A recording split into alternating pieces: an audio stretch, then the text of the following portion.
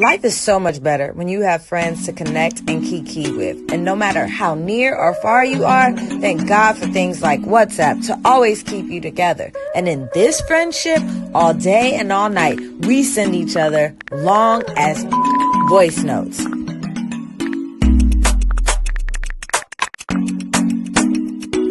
Every day we discuss just about everything, from what we had for dinner, to the music we like, to the men we met, to exercise, and don't forget our absolute favorite thing, Insecure. So sit back and relax as these two girls tell you everything about life, love, and all things in between.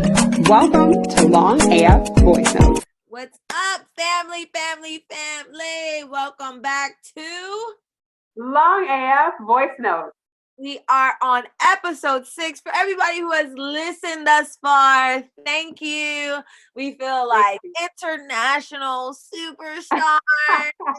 In our minds, we're dope as fuck, but in real life, we're dope as fuck. Thank you so much for coming back week after week after week. So, Sarita, Insecure, season 4, episode 6, Lowkey Done. What grade are you giving it? So this episode was just an Issa episode. I appreciated the in-depth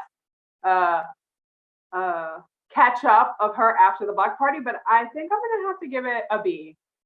Yeah. Yeah, let's go into that a little bit. Give me some meat behind it. Let's go into the B. It was nuanced, you know. There wasn't a lot that happened. I think it was but it was insightful to her headspace, because I mentioned before, like, we're fast forwarding so much.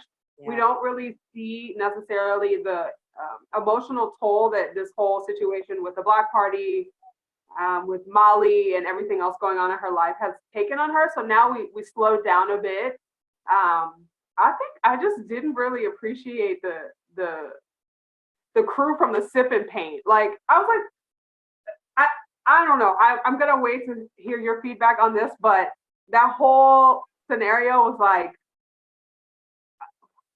to me, I could have done without it, but yeah. Gotcha. All right. Yeah. Well, I definitely give it a C. Wow. You know, be underwhelmed. I'm just underwhelmed, and because I know.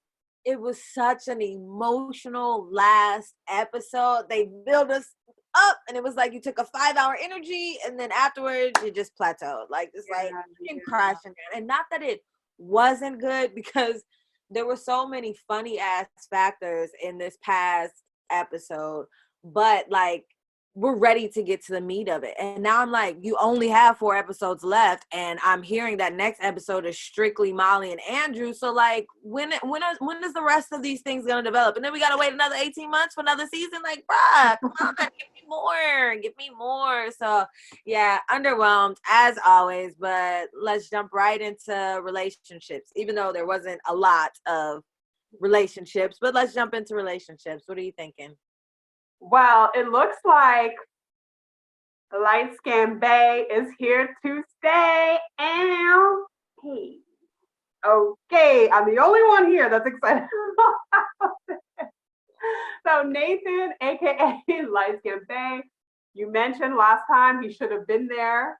He should have stayed. He didn't, but he did call to check in, which was nice. And also, I feel like maybe it's not in a romantic sense. Maybe it's them just like building a friendship, because, you know, it's not like they're making plans to meet or sweet talking each other. It just seems like he came back at the right time just to be a support to her, because it doesn't seem like she really has anybody else. But yeah, other than that, well, we had the ladies who were engaged, which I guess that could also go into the relationship part. Homeboy's proposal, where he pretended to play dead and was like, I'm addicted to you. Girl, I said, who wrote this? Wow. I mean, who am I to say? You know, who am I to say how to do your proposal, how not to do your proposal? But it was an interesting choice. It was an interesting tactic, and I hope that no one else is inspired by this storyline. But I don't know. Are there any other relationships that you saw that you or Issa's brother in the beginning when he calls her and you see the guy walk by. But, you know, I thought that was interesting because I was like, oh, yeah, like we already see what this is because he just dismissed him like, Right. But to go back to the proposal, I was like, this is going to be one of two things. It's going to be us being like, if y'all don't get y'all ghetto ass out of here. And then I was like, and then people are going to be like, oh my God, that was so creative. And so and I was like, that is the dramatics of our generation, right? Yeah, People exactly. do so much. And I just was like, he did what? And I was like, I can't. And she was like, ah. And I was like, that's really how females be. And it's like, I give him an A for effort, but whoever wrote this, I was like, I can't. So I was upset in the beginning when they were playing the recap, when they specifically showed that part about Nathan. And I was like, you should have been there. You know, I was like, you should have stayed. You know, I'm just yelling at my TV and I'm like tweeting the Nathan in real life, like, you so messy. You should have stayed. Don't be leaving nobody. I'm like, But Poor Kendrick Sampson. I know. Listen, to all the insecure actual actors and actresses, we are sorry that we come at you as if you are your character in real life, okay? Because people be going at, and I was going at him. I was like, Kendrick, I don't even want to hear what you talk about because you gonna ghost in a few days. You know, I was like, oh, I'm sorry. Let me separate reality from the actor from the art. But I don't know how I felt about him calling her. I don't know how I was just like, okay, you're here, but for how long? You know what I mean? Like, ghosting is very real. And like, when dudes ghost once, if there's not some immediate connection, they're going to do it again. I just feel like he can't be trusted. And I'm like, Issa, I don't want you to get too wrapped up in this because if you remember, she said, this is not the way that I wanted us to reconnect. And I said, oh my gosh, this is such a girl thing. I think about how many times like we've played scenarios in our heads about linking up with dudes that are from our past. And it doesn't happen like that at all. We're like, oh, we're gonna get back together and we're gonna be skating on ice during Christmas and we're gonna live happily ever after. And I'm like, and it never happens that way. So the way that y'all reconnect was at your block party when you was about to get in a fight with your best friend.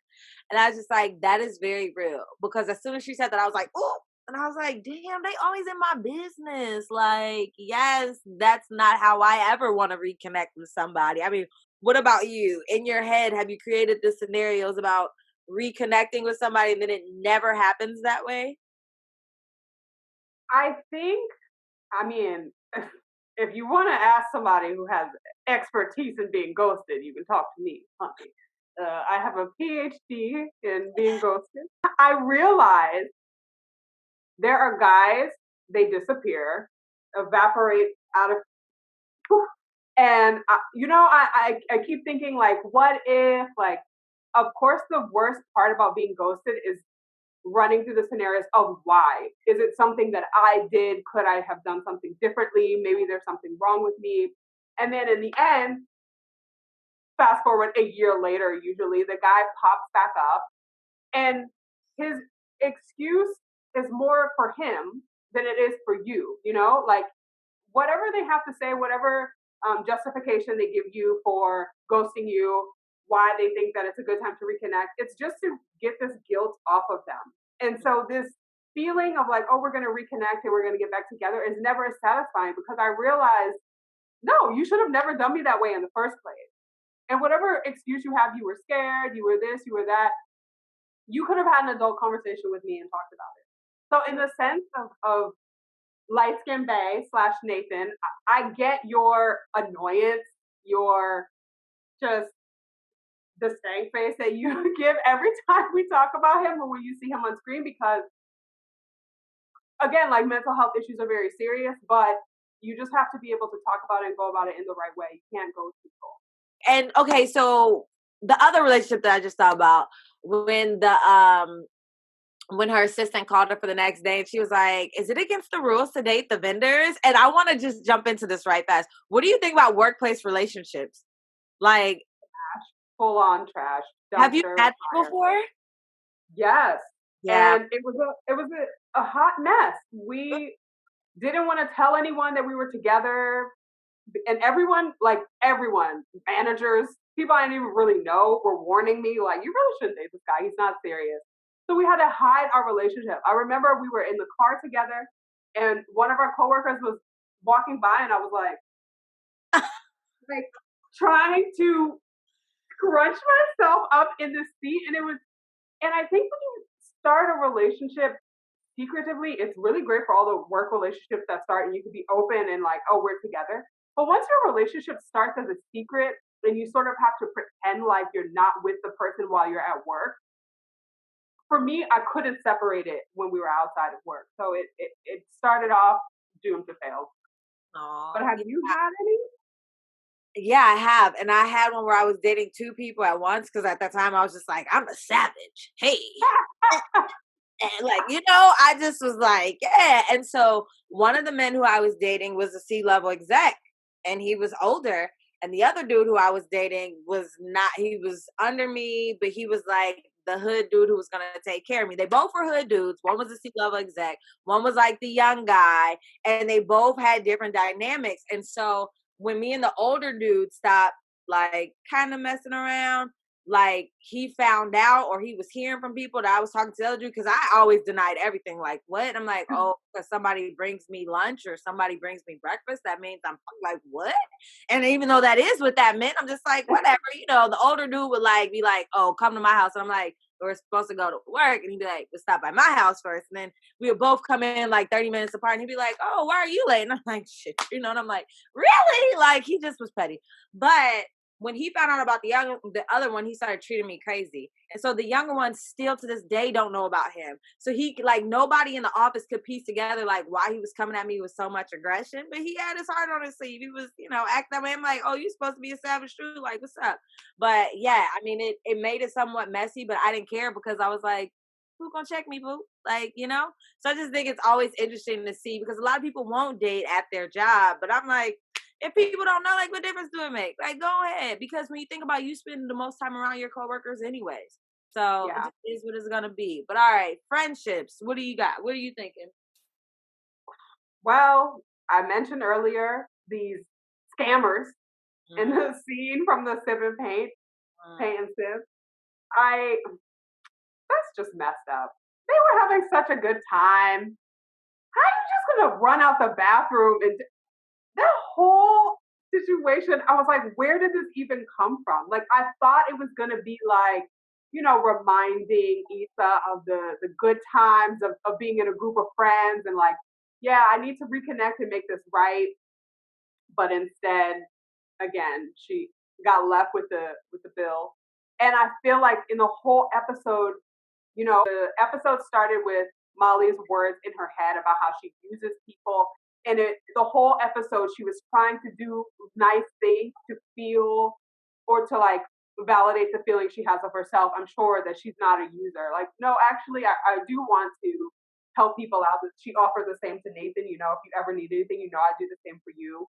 She tried to give Homeboy a ride. We can talk about that in other shifts. But the whole episode, she was trying to do something nice. So then to see these girls take advantage of her was like, that was just really, I don't know, it was just like really sad. I was like, we had enough sadness in the friendship in the last episode. Can we have some kind of like positivity here?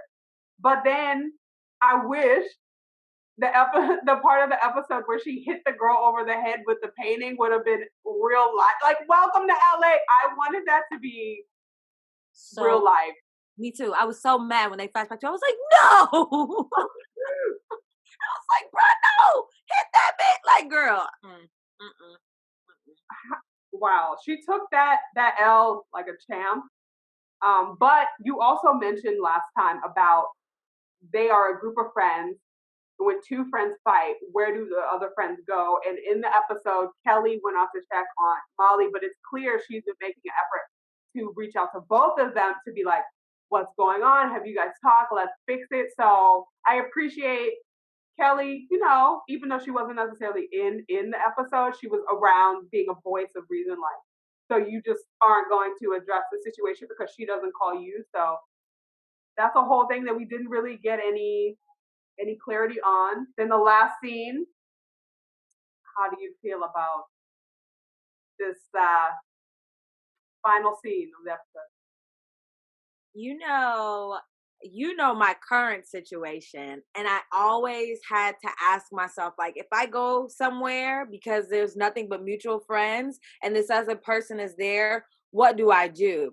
And I was tweeting during the episode, and so many people were like, I would have walked right in, looked at her, ordered my stuff, and I'm like, there's so much uncomfortable and unsettling feelings about seeing a person that you have an issue with. And it's like, do I walk into this and feel all of these things of uncomfortableness, or do I just stop it so I don't go back through this lane, so I'm not thinking about it all tonight, even though I'm sure she went home and thought about, like, well, what would have happened if I went in? But I'm not so sure I would have went in either. So I just was like, but also it was another like stab, because you're best friends and this is a place you go together. So why wouldn't Molly be there when this is y'all spot? You know what I mean? Like, this is where you guys go. And people was like, Molly was all in there with her bob, laughing and kicking. I'm like, y'all so petty, but maybe she was trying to also find a sense of release. And I'm glad that Molly didn't see her, or at least we think Molly doesn't see her, but we don't know what happens after Issa turns around. I mean, you gonna know your best friend from the front, the back, the side, upside down, anything. Yeah. So I don't think I would have walked in, because it wasn't something where there was a mutual party and we had to go. I think I would have stopped too. Like, I'm not ready for this. So I was proud of her for turning back around. Yeah. What do you? I mean, she was having her whole self-care Sunday, belated, right, but she was high as hell, right? Chilling in her sweat. And I think, yeah, like, she had already had a day, and I don't think it was the right time for her to add something on top of that. But also, I did notice that Molly just seemed to be completely unbothered. And of course, this is at a glance. Like, who knows? Maybe she's just like going through memes to make herself feel better. But I think like the whole day, she's getting reminders from Kelly, like, oh, you need to reach out. You need to reach out. And Molly's just like chilling on her phone, living her best life. So it doesn't even really seem like she's phased. She's not weighed down by the fact that she has this huge issue with one of her closest friends. So I don't know. It was a little, I wouldn't have walked in, but mainly out of pettiness. Y'all gonna stop thinking about what y'all want to think about Molly. Yvonne, tell them stop coming for you, girl. Y'all was like, Molly was up there. How y'all know Molly wasn't face? How y'all know Molly wasn't crying for 3 hours before, and then she went and somebody sent her a funny text message?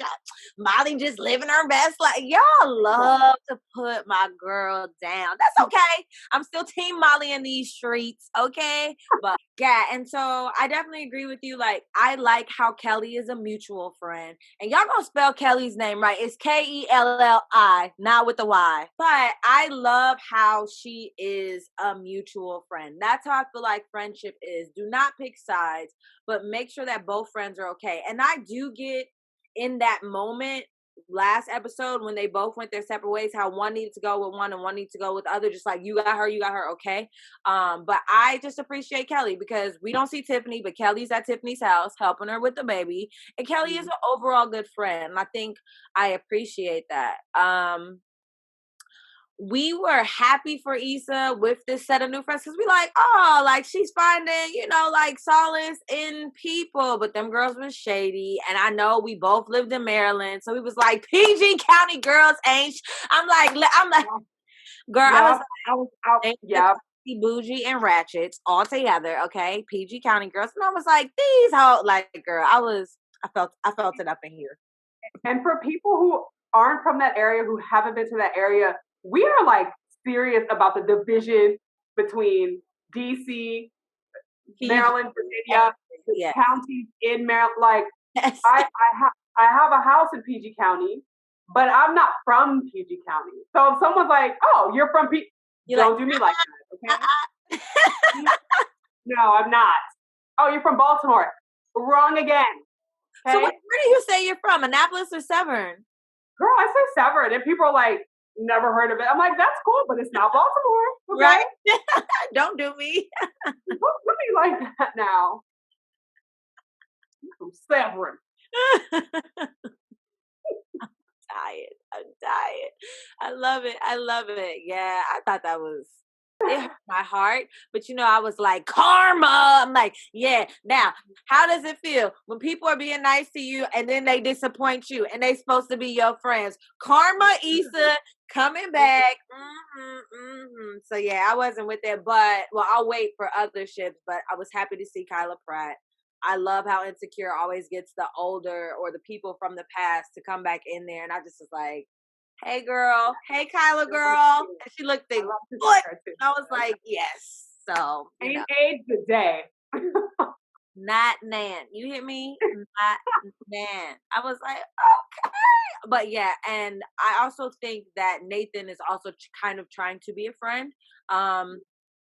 Which I appreciated that, but like I said again, for how long? And then the friendship between her and her mom. I mean, that was real. You don't always want your parents in your business, but at certain points in times, like, you need them. And I felt like every Black woman at that moment was like, could identify with that. Where at one point in time, period, in our lives, we didn't have to say anything. As soon as we got around our parents, our grandparents, somebody in our family, it was just like that release that you needed. And we see how Issa's been ignoring her mom the whole time, but like at that moment in time, she needed that validation from her mother. And I just was like, this is very, very real. And I was proud of them for writing that into their scene. So I just was like, okay. Any thoughts? Yes. And like moms just know the right thing to say. If you have a good relationship with your mother, like, because there's also like some people who don't. But moms just, they can see you, they can hear it in your tone, they know your responses when something is off. Yep. And yes, it was really nice to just see her mom comfort her and just be there for her and joke around, because again, like, it seems like Issa's kind of on an island by herself. So she's reaching out to the connections that she has to kind of lift herself up. Yeah, and we don't ever really see Issa in a vulnerable state like that. Like, not to the point where she's like breaking down. So I think that was important for us to see too, because it shows the highs and lows of life. You could do something so amazing like she did with her block party, but still feel so blah. You know what I mean? It's like, why do I have to experience this feeling right after I did something that was like amazing? You know what I mean? Like, we already saw the validation from people online. People are like, yo, it was dope. And she still has like this, I guess, emptiness inside, but that's very real. Like, I love how it depicts 30 somethings and maybe 20 somethings go through this. I don't know. I don't remember going through all of this at 20 something, but these are our lives very much so. So other ships, everything else, where you want to start, girl? All the other things. Girl, can we start with George, his crazy ass? What was wrong with him? He's like, oh, you got a lot of questions. I just asked you where you were going because I'm giving you a ride. Girl, old man George. First of all, he had the best one-liners, period. Girl.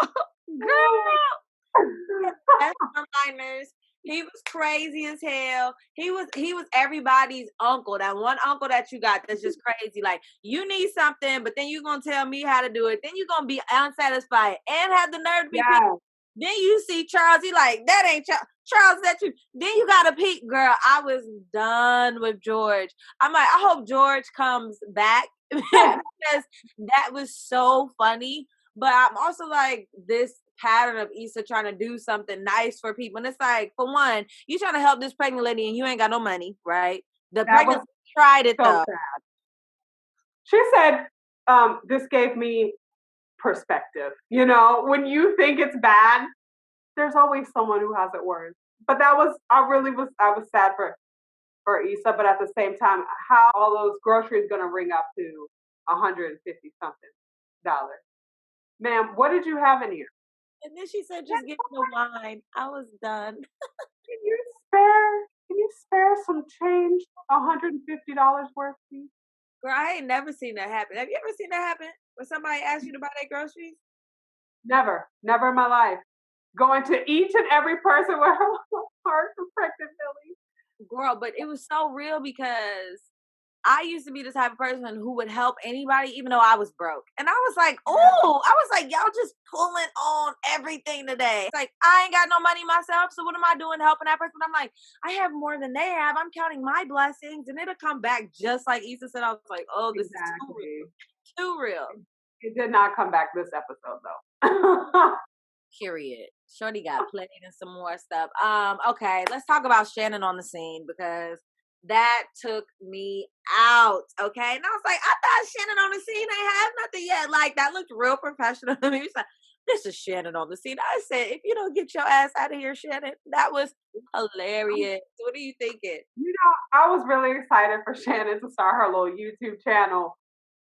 But Shannon is ghetto. Okay. She ain't right. What? How did her summarization of the block party fit anything that actually happened in real life? I'm mad at Shannon. Fried chicken and cocoa butter. I said, girl, bye. Bye, Shannon on the scene. Bye. In the words of Sarita, I was like, I can't deal with this. What do you feel about the fact that this episode showed us that sometimes we don't have it all figured out, and that's okay. Even at 30-something, you still don't know what you want to do, or you're still figuring it out. I thought that was so real because I feel like people think we're all walking around here and have it all made up in our mind. I'm like, we just trying to figure out when we gonna eat next and how we gonna wash our clothes. Like, are you serious right now? I'm like, I think this is right in the time when you start being molded and figuring out what your purpose in life is. But I just thought that was so real also. I think we're in a generation that's very misunderstood because even in our parents' generation, by the time you're in your 30s, you're working a job, whether you like it or not, you know, usually full-time, usually underpaid and underappreciated. Yeah. But for us as 30-somethings, we have kind of taken ownership of the life that we want to live. We're not necessarily subscribing to the 9-to-5 desk job. We're taking risk with our career, regardless of if it's financially wise or not. You know, we are investing in ourselves, whether it's time, whether it's new ventures like podcasts and YouTube channels and self-publishing and social media and all of these things. We're investing in ourselves in sort of unconventional ways because we want to be fulfilled in what we're doing. And I like this exact progression from we got y'all, you know, this desk job where Issa was like miserable and the woman who started it had no idea what to do with Issa because as one of the only Black people in the company, she should have had a much bigger role. You know, being underappreciated, probably underpaid, and going to building a block party again, which is super unconventional. People are like, I'm sorry, you do what? Even the girls were like, what, I'm sorry, what do you do what? And I like the way she kind of talked it through in her head and like basically gave herself this pristine title. And I was like, exactly. That we're our own executives now. So I you're right. Like the show is just us and we are the show and it gives us what we give it and it gives us back and I love it. One of the best tweets I saw yesterday, this dude had the meme of a person typing and he was like, Issa going on LinkedIn to update her LinkedIn title and her resume. And I was like, yes. I was like, absolutely. Because I was like, that sounded good as hell. I was like, right? Okay. I was like, I'm here for it. What do you feel about the feedback she was giving and the engagement? Because I was like, yes, this is exactly how you build loyal people. Engagement. But I was so happy that so many people gave her so much love. Like, I was like, thank you. Even though y'all was late, even though y'all tried to get her off the stage because y'all wanted to see your boy come on. I was like, I appreciated that part also. I love that. And, you know, she checked in more than once during the show. That little reminder, like that, all that hard work and maybe even the loss of a friendship started out super stressful for her, almost seeming impossible. And in the end, like people are like, when's the next one? So maybe this is now her future doing events. Yes. And I want to touch on the fact, especially because everybody's Sarita got a house. Woo! Congratulations. Y'all, she is a 2-time homeowner and in 2 different countries. And I ain't never seen nobody do that. So blast it out. Okay. But let's talk about and so these are things that hit home for me. But when Issa walks into her house, and you could tell it's just like her domain. And it was just like her sense of relief as soon as she walked in. And I was just like, yes, because for one, there's nothing like having your own space. But for two, I don't know if people noticed, and I noticed it twice. There is this sign hanging up in her hallway. And the first time, like during the beginning of the episode, she just passes by. But I was like, oh, what does that say? And then they kind of like, they zoom in on it, but it's out of focus because you can see Issa, but it's reminders of stuff, just like how y'all see the wall in back of me. Like, it's reminders that you have to have positive affirmations around you, or that you should set up your space to something where it makes it like your kingdom. As soon as you walk in, it's your safe place. It's your tabernacle. It's your church as soon as you walk in your house. And I love that because I was like, she finds solace with being by herself and being in her own space. And it's a place where she can be her. It's a place where there's no judgment. I love that because I feel like personal space is so, so important. And living by yourself is so, so important. Like we talked about anyways, right? What are your thoughts about it? So good for your mental health. And you just see, like you said, she has a sense of comfort when she comes in. And she's really come a long way from moving out with the apartment with her ex, and now creating this like safe haven. I think it's I love it. She had her little weed stash. Like, I'm trying to be like Issa. That's what I know. I loved it. And can we also talk about how, and I always love talking about the fashion, but I love that Issa can be herself and she's still super cute with like athleisure, or she's just different. I'm like, this really how I look though. At the end of the day, I have sweatpants with the shirt, you know what I mean? Hair tied up. I love that they always show her hair tied up because I'm like, yes, this is what Black women go through. Like right before you call, I had my whole like my little headscarf on, and I was like, I love the realness of this because this is real life. Yes, we have to tie our hair up. No, we're not always cute, but Issa is so cute but comfortable within herself, and I think that's so important to show because they don't try to over sexualize her. You know what I mean? Like, not that Molly is over sexualized because that's Molly's character, but I feel like in all of these shows that we see, it always has to be all this crazy stuff. And Issa's kind of like a tomboy, so it ends up being really, really cute. I actually love the hair. Like, she's always had it natural, but I like, because Black women are so versatile, we can have braids one day and we can have it curly the next day and we can have it straight one day. It shows each of them. Like Kelly usually and Issa have their natural hairstyle. Molly's a wig wearer, which is also fine. I love a good weave, and obviously Tiffany is nothing but a blonde bombshell. But I love her hairstyle throughout the show. And when I wear my hair natural, which is really rare, I'm inspired to see like the versatility. Because sometimes when you have your natural hair, you're just like, oh, this is so difficult. But if you take time and care, you make it look beautiful. So I love the fashion and the hairstyle. Yes. And the music was so good this episode. It's so good every episode, but they are so on point with the music. I just love that. Okay, and before we get out of here. Yeah. Self-care Sundays, yes, but what about Issa Mara version? What you think? Girl, I liked Mira Issa this episode. I don't know. I feel like she was in the rearview mirror. That one was my favorite.